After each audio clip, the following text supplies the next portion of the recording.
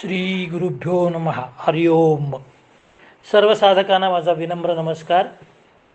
साधको, ग्रंथराज दासबोधामधल्या 7व्या दशकातला चौथा समास आपण पाहणार आहोत. अतिशय महत्त्वाचा समास आहे. विमल ब्रह्म निरूपण हे या समासाचं नाव आहे. आणि खरोखरी हे ब्रह्म जे आत्तापर्यंत आपण कसं नसतं, कसं दिसत नाही, कसं प्राप्त होत नाही, सद्गुरूमुळं ते कसं प्राप्त होतं आणि त्या ब्रह्मज्ञानाच्या परब्रह्माच्या वाटेला आपल्याला समर्थानी तदाकार ब्रह्म या वाटेला त्यांनी आणून सोडलेलं आहे. आता आपण साक्षात ब्रह्म हे कसं असतं आणि ते कुठं असतं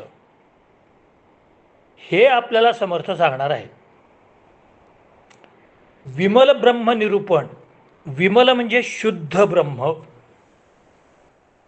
हे कसं असतं हे या समासात सांगताना समर्थ म्हणतात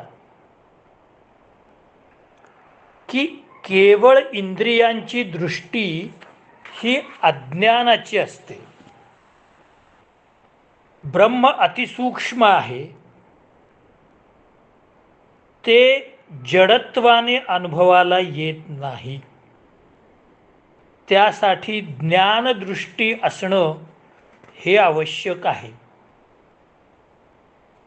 हे परब्रह्म खूप विशाल आहे. विश्वाला सर्व बाजूने व्यापलेलं आहे. जीवाला आत बाहेर चिकटून आहे. अशी प्राथमिक ब्रह्माबद्दलची माहिती समर्थांनी सुरुवातीला दिलेली आहे. एक तुम्हाला छोटंसं उदाहरण सांगतो. जेव्हा आपण आपल्या खिडकीतून सहज वरती बघतो तेव्हा आकाशाचा थोडा भाग आपल्याला दिसतो. पण आपल्याला आपल्या खिडकीतून दिसणारं जेवढं आकाश आहे तेवढंच आकाश आहे का? नाही. ते तुमचं आकाश झालं. ते अजून आकाश प्रचंड आहे.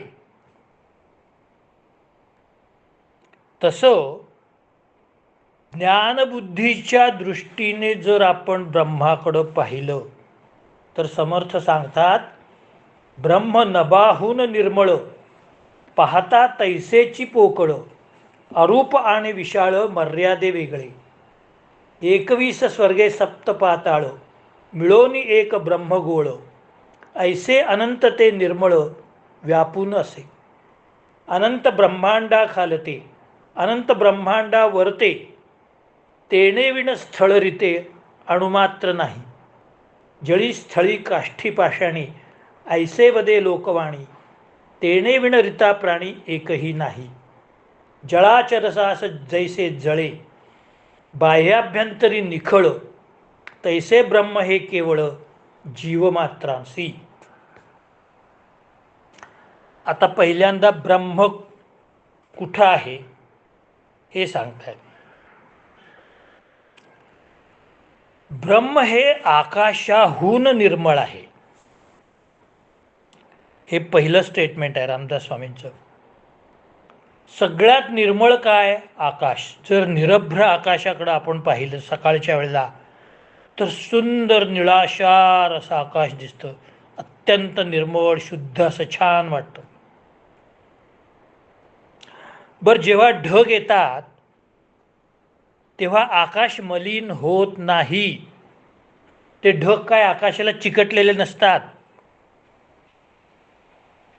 जसं आपण सिलिंग फॅन चिकटवतो तसं ह्या आकाशाला ढग चिकटलेले नसतात. ते अंतराळालाच असतात विमानासारखे. पण जेव्हा निरभ्र आकाश होतं त्यावेळेला जे आकाश दिसतं ते अत्यंत निर्मळ असतं. आणि हे ब्रह्म जे आहे ते त्याहीपेक्षा निर्मळ असतं. ते अत्यंत विशाल आहे. 21 स्वर्ग आणि 7 पाताळे मिळून एक ब्रह्मगोल होतो. अशा अनंत ब्रह्मगोलांना त्या निर्मळ ब्रह्माने व्यापून टाकलेले आहे. अनंत ब्रह्मांडाच्या वर आणि अनंत ब्रह्मांडाच्या खाली जिकडे तिकडे ब्रह्म पसरले आहे. ब्रह्म नाही अशी एवढीशी सुद्धा जागा सापडणार नाही.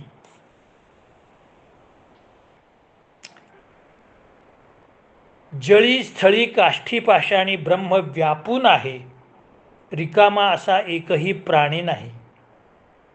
जसं माशांना प्राणी आत बाहेर व्यापून टाकतं त्याप्रमाणे ब्रह्म हे व्यापून टाकतं. एवढी प्राथमिक माहिती सध्या रामदास स्वामींनी दिलेली आहे. रामदास स्वामी म्हणतात, आपण ज्या विश्वाची कल्पना करतो, म्हणजे एखाद्याने खूप विश्वाबद्दलचा अभ्यास केलेला आहे, खगोलशास्त्राच्या दृष्टीने आणि ज्योतिषशास्त्राच्या दृष्टीने आणि आध्यात्मिक शास्त्राच्या दृष्टीने ज्यांनी अभ्यास केलेला आहे त्यांना असं आढळून येईल की 21 स्वर्ग आणि सप्तपाताळ म्हणजे 7 पाताळ मिळून एक ब्रह्मगोल होतो. आणि त्या ब्रह्मगोलाला संपूर्ण ब्रह्माने, निर्मळ ब्रह्माने व्यापून टाकलेले आहे.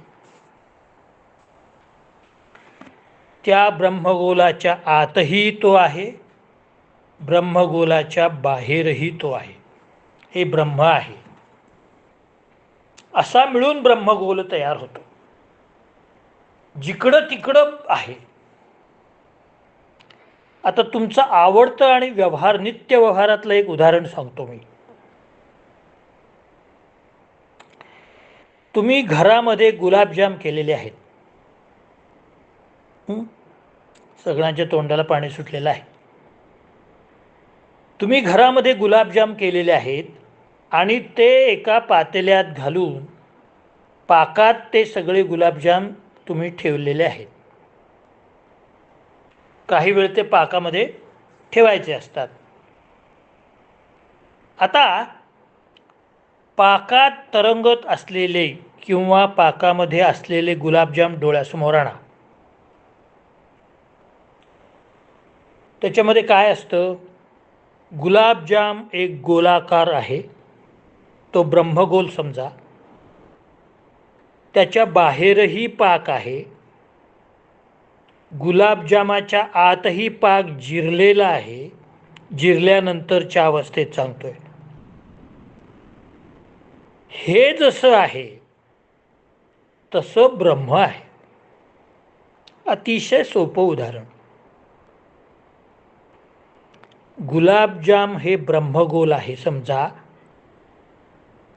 त्या बाहेरही पाक आहे, गुलाबजामाच्या आतही पाक जिरलेला आहे, म्हणजे ब्रह्म हे आतही आहे आणि बाहेरही आहे. मला वाटतं आता सगळ्यांच्या लक्षात आलं असेल ब्रह्म ही काय चीज आहे. मग जळी स्थळी काष्ठी पाषाणी आहे. म्हणजे कसं? समजा त्याच पातेल्यात काही किरकोळ काडी, एखादं पान छोटंसं किंवा काहीतरी स्वयंपाक करताना काहीतरी त्याच्यामध्ये पडलं, त्यालाही ब्रह्म आहे, त्याच्यातही ब्रह्म मिसळलेलंच आहे. म्हणजे पाणी असू दे, भूमी असू दे, लाकूड असू दे, प्रत्येकामध्ये ब्रह्म असायलाच पाहिजे. एकदा ते आज जिरलं म्हटल्यावर संपलं हो महाराज. गुलाबजामाच्या गोलाकारामध्ये ते जिरलं असं म्हटल्यानंतर गुलाबजामाच्या प्रत्येक कणामध्ये ते रसाचा पाक येणार आहे. तसं या सृष्टीवरच्या प्रत्येक कणामध्ये ब्रह्म असणार आहे. इतकं सोपं आहे.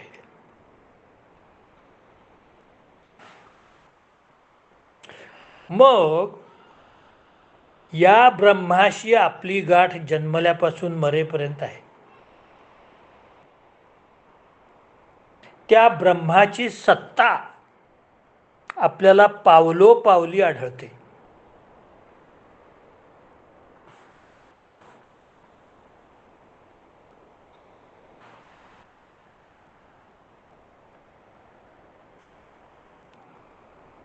जेव्हा आपल्याला एखादी गोष्ट दिसते, म्हणजे उपनिषदात जसं सांगितलंय तसं मी तुम्हाला सांगतो. केनोपनिषदामध्ये असं सांगितलेलं आहे की डोळ्याला एखादी वस्तू आपल्याला दिसते. सामान्य माणूस म्हणतो मला हे डोळ्यांनी दिसलं,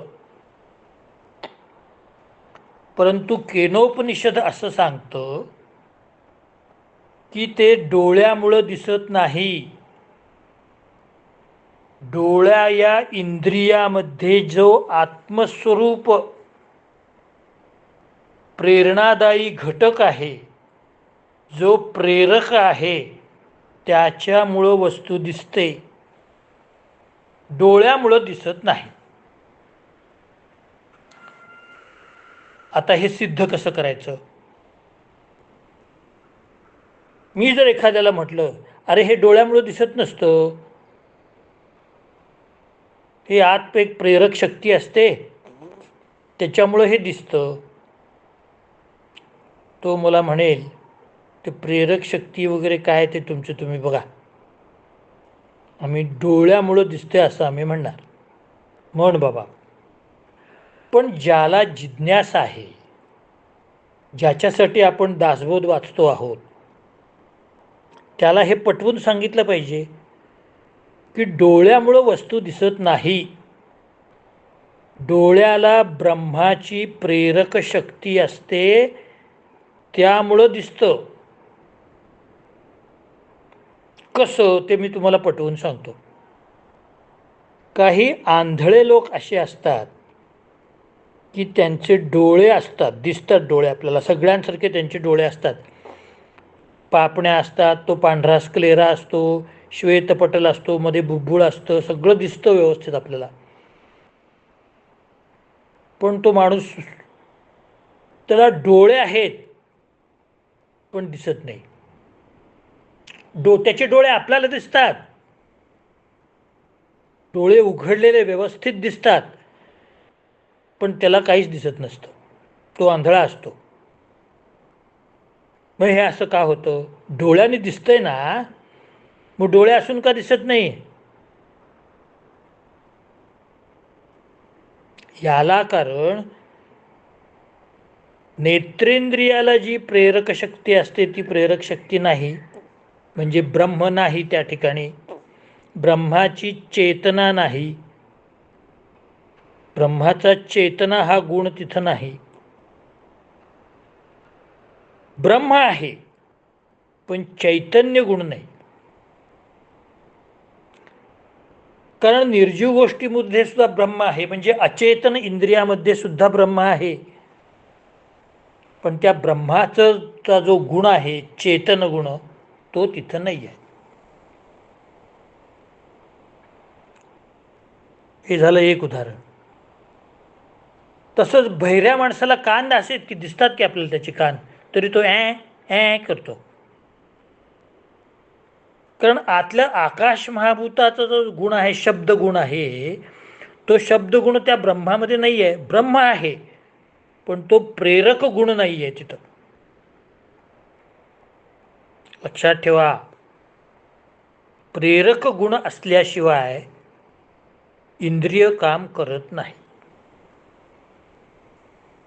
जसं एखाद्या ऑफिसमध्ये 20 जणांचा स्टाफ आहे, त्यातले 5-6 स्टाफ वांड आहेत, म्हणजे कामच करत नाहीत. जेव्हा बॉस त्यांना झापतो त्यांची झडती घेतो, तेव्हा ते काम करायला लागतात. म्हणजे चैतन्य भरावं लागतं. मूल ब्रह्म असतंच, चैतन्य भरावं लागतं. काही वेळेला ऑपरेशन करून डोळे येतात, दिसायला लागतं, ते इंद्रिय काम करायला लागतं, त्या डोळ्यांमध्ये प्राण आणले जातात. प्राण म्हणण्यापेक्षा डोळा नावाचं यंत्र दुरुस्त केलं जातं. प्राण असतातच. इतर सगळ्या शरीरामध्ये चैतन्य आहे, म्हणजे त्या ठिकाणी फक्त जे चैतन्य नर्व्हस सिस्टीम मुळं नाहीसं झालेलं आहे किंवा डोळ्यामध्ये दुसरा कुठला बिघाड आहे, तो दुरुस्त करून डोळ्याला त्याचं कार्य करायला मुभा मिळते. पण डोळ्याचे सर्जन डोळा नावाचं यंत्र दुरुस्त करतात, पण ब्रह्म घालू शकत नाही, त्याच्यात चैतन्य घालू शकत नाही. प्रेरक जो आहे ती प्रेरणा घालू शकत नाही. ती प्रेरणा घालण्याचं काम ब्रह्मच करतं, आणि ते शुद्ध ब्रह्म असावं लागतं. ते ब्रह्म जर मलिन असलं असतं तर आपल्याला नीट दिसलं नसतं. आणखी एक उदाहरण सांगतो तुम्हाला.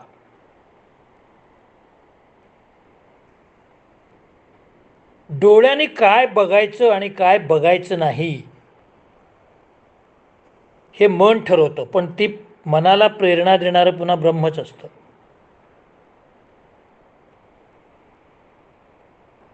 काही वेळा डोळ्याची साथ येते, कंजंक्टायव्हिटिस.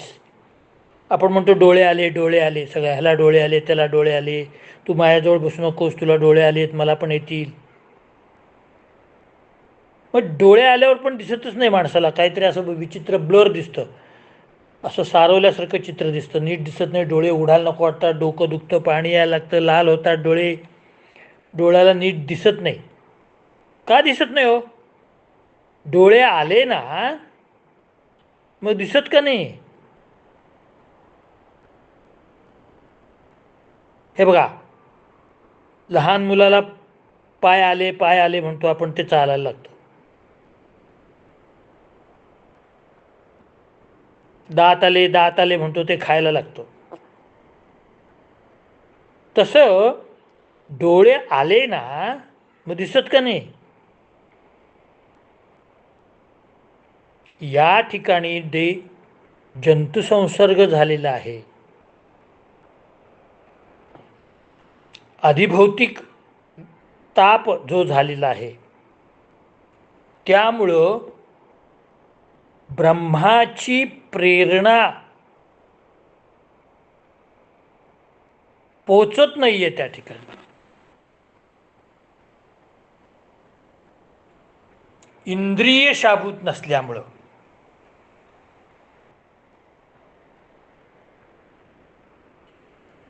तुमच्या मोबाईलची बॅटरी चांगली आहे की, चार्ज आहे, अगदी 100% चार्ज आहे, पण मोबाईलचं स्क्रीन प्लेच खराब झाला आहे, स्क्रीन पुढचा, मग कसं दिसणार? तसं आत प्रेरणा आहे की, पण इंद्रिय खराब असेल तर काय करणार त्याला? ब्रह्म काय करणार? परंतु आता इंद्रियाच्या ऐवजी आपण त्या ब्रह्माच्या शोधात चाललेलो आहोत, की जो आपल्याला प्रेरणा देतो.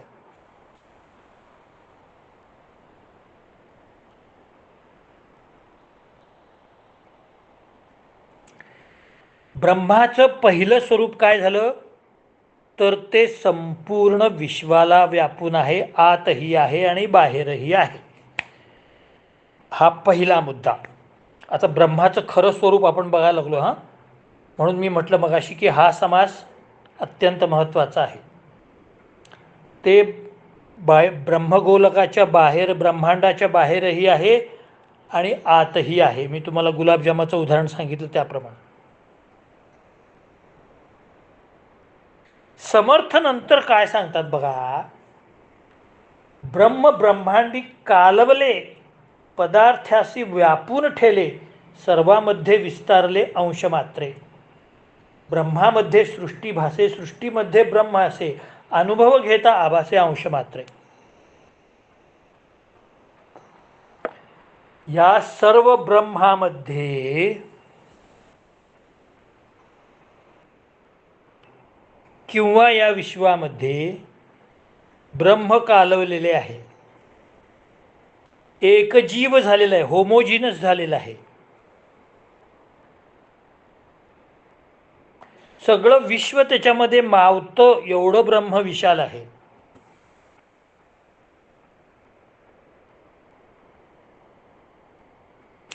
ते अपरंपार आहे, अनंत आहे, ते कुठेही मावणं शक्य नाही.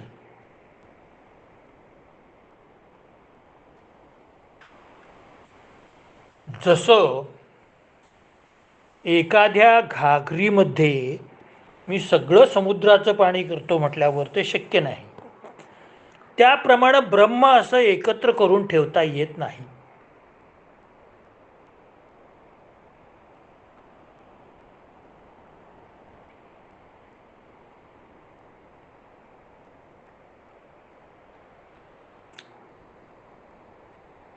ब्रह्म असं व्याप्त आहे,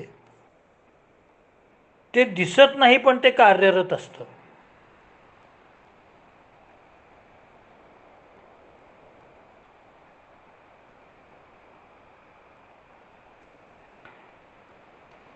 ब्रह्माची गंमत अशी आहे की ते एवढं विशाल असून सुद्धा सूक्ष्माहून सूक्ष्म सुद्धा होऊ शकतं. कसं? एखाद्या सुंदर मोगऱ्याचं झाड आहे, त्याला एक 10-12 फुलं लागलेली आहेत. मोगऱ्याचं फूल शुभ्र छान दिसायला दिसतं, हे आपल्या डोळ्याला कळलं.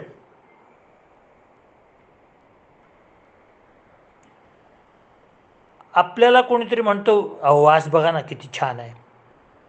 आपण वास नाकाने बघतो, वा वा सुंदर वास. आता वास बघा म्हणणाऱ्याला मी विचारतो, तो डोळ्याने का दिसत नाही बाबा वास? घ्राणेंद्रियाचा विषय आहे, गंध ठीक आहे.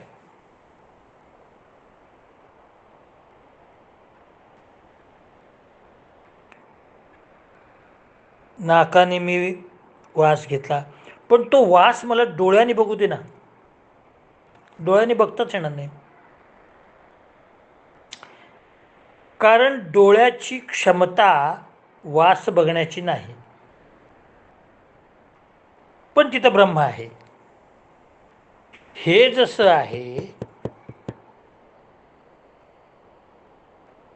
तसं ब्रह्म हे कार्यरत आहे पण अदृश्य आहे.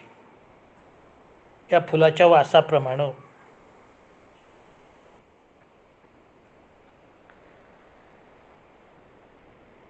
ते सगळ्या इंद्रियांचं काम करतं.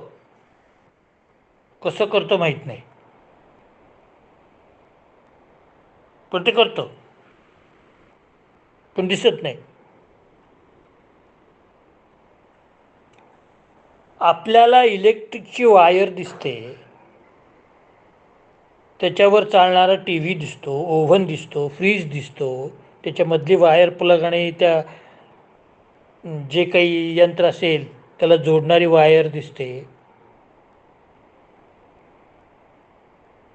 एका इलेक्ट्रिक इंजिनियरला मी विचारलं, समजा, अरे ते कसं काय होते रे? तू काय येडायस का तू? करंट जाते त्याच्यामध्ये आणि होते. मग करंट कसं जातो? हे काय वायरमध्ये? हे वायरमध्ये करंट असतो काय? तो म्हणत हात लावून बघ. मग मी त्या इलेक्ट्रिक इंजिनियरला विचारतो, मला करंट दाखव. करंट दाखव? तो म्हणतो करंट कसं दाखवता येईल? या पितळेची वायर आहे काय तांब्याची वायर आहे, त्याच्यामध्ये करंट असतो, तू हात लावून बघ. तसं नको आहे मला. त्या तुझी तांब्याची काय वायर आहे ना, त्याच्यामधला मला डोळ्याने बघायचं आहे करंट. हे बघ मला दाखव, हे बघ हा करंट बघ, ते बघ चालला बघ, ते बघ ते बघ ते बघ, असं मला दाखव. तो कपाळाला हात लावून घेईल आणि निघून जाईल माझ्यासमोरनं. हे जसं आहे तसं ब्रह्म हे आपल्या जवळ इतकं आहे, परंतु ते दूर झाल्यास आहे असं वाटतं. तसा करंट हा आपल्या जवळ असतो, पण तो दिसत नाही आणि तो दूरपर्यंत जातो.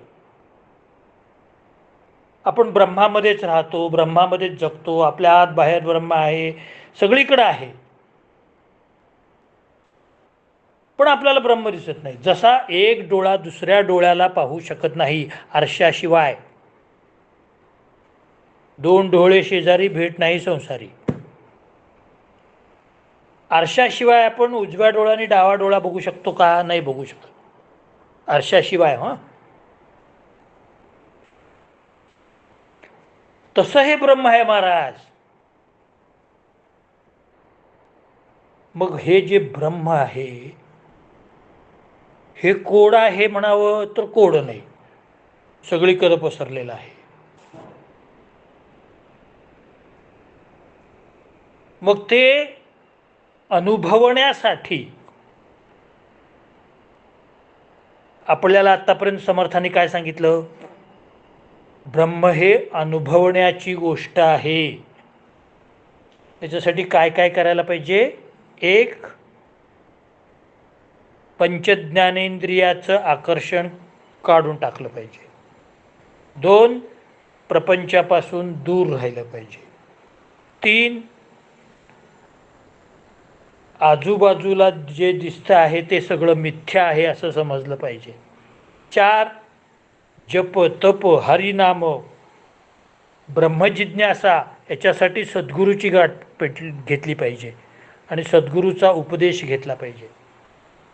पाच, ब्रह्मज्ञानाच्या वाटेवर गेलं पाहिजे आणि तदाकार झालं पाहिजे. तदाकार झाल्यानंतर आता ब्रह्म कुठे कुठे असतं हे समर्थाने सांगितलं. मग त्या ब्रह्माचा शोध घ्यायला आपल्या ब्रह्मगोलकाच्या बाहेर जायची काही गरज नाही. मग कुणी म्हणेल एखादा साधक, इथं सगळं मला ब्रह्म बघणं शक्य नाही, इथं सगळ्या वस्तूच दिसतात. मग मला ब्रह्म बघायचं तर बाह्य गोलकाच्या बाहेर जायला पाहिजे, मग दिसेल ब्रह्म. गोलकाच्या बाहेर जाणार कसा तू? चंद्रावर जाणारं जे यान आहे त्या यानामध्ये जो कोण वैज्ञानिक बसलेला आहे तो अंतराळाच्या कक्षेच्या बाहेर जातो. मान्य, मला अगदी मान्य, मी काय अंधश्रद्धाळू नाही आहे. चंद्रावर यान जातं, तिथं ते त्याचं काय काय होतं ते फोटो वगैरे काढतं, सगळं करतं, परंतु त्याला दिसतं ते अंतराळ दिसतं. तो फिजिक्सच्या नजरेतून बघतो, आध्यात्मिक नजरेतून तो पाहत नाही. मग त्याला ते अंतराळ दिसतं आणि मग त्याला स्पेस दिसते, स्पेस. ते स्पेस म्हणजेच ब्रह्म असतं. मग ती स्पेस पृथ्वीवर आत नाही आहे का? आपल्या आजूबाजूला नाही आहे का? आहे.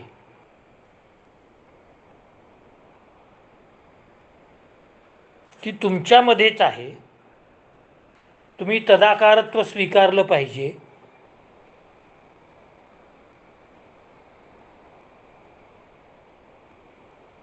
आणि मग ब्रह्मज्ञानाची वाट चालत असताना हे मी जे पाहतो ते सगळं ब्रह्मच आहे, ब्रह्माशिवाय काहीही नाही, अशा एका विश्वामध्ये आपण विलीन व्हायला पाहिजे. कसं? तुम्हाला उदाहरण देतो. आपण आत्ता काय करतोय? तलावात पोहतोय, विहिरीत पोहतोय, कुठल्या तरी ओढ्यात पोहतोय, नाल्यात पोहतोय, नाहीतर बाथरूममध्ये आंघोळ करतोय. आपल्याला काय करायचं आहे? आपल्याला समुद्रातच जायचं आहे. म्हणजे तुम्हाला पाण्याशिवाय काहीच दिसणार नाही आणि जलचर प्राणी दिसतील, फार तर मासे वगैरे दिसतील.